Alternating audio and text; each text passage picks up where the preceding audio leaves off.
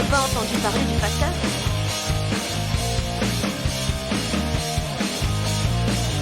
Les nouvelles du facteur.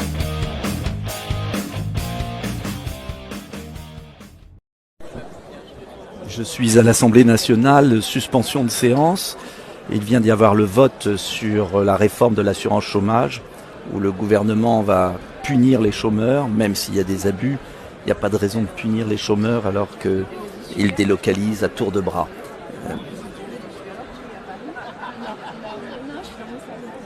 Suspension de séance, mais je ne viens pas vous parler de ça. Je veux vous parler d'un coup de tonnerre qu'il y a eu au Parlement européen.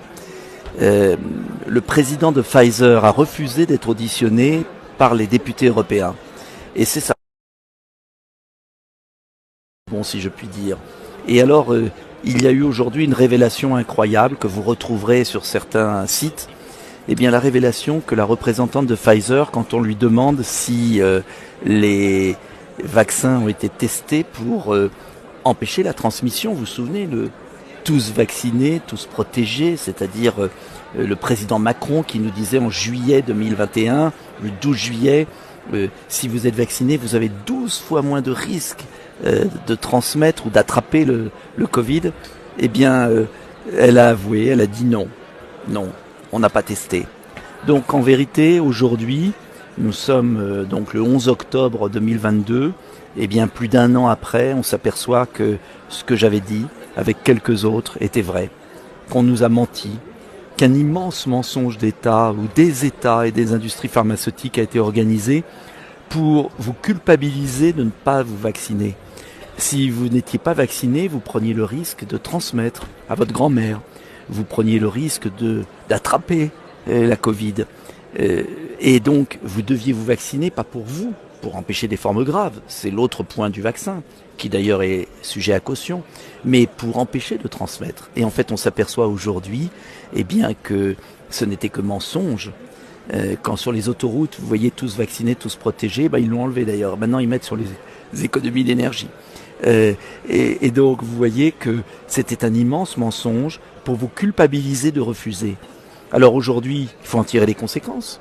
Première conséquence, il faut réintégrer tous les soignants exclus. Il faut les réintégrer parce que, en fait, le fait d'être vacciné ou pas ne change rien pour un soignant.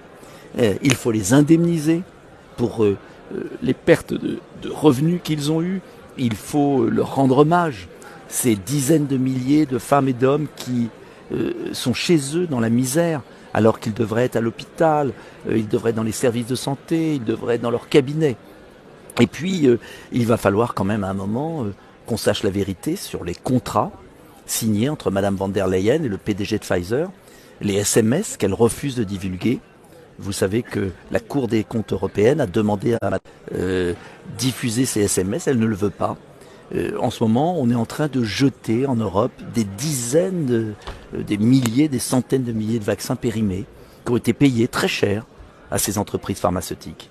Et donc, on est face à un scandale d'État. Et je ne parle pas de la commission d'enquête sur les effets secondaires que je réclame, toujours, car malheureusement, les statistiques de mortalité inquiètent.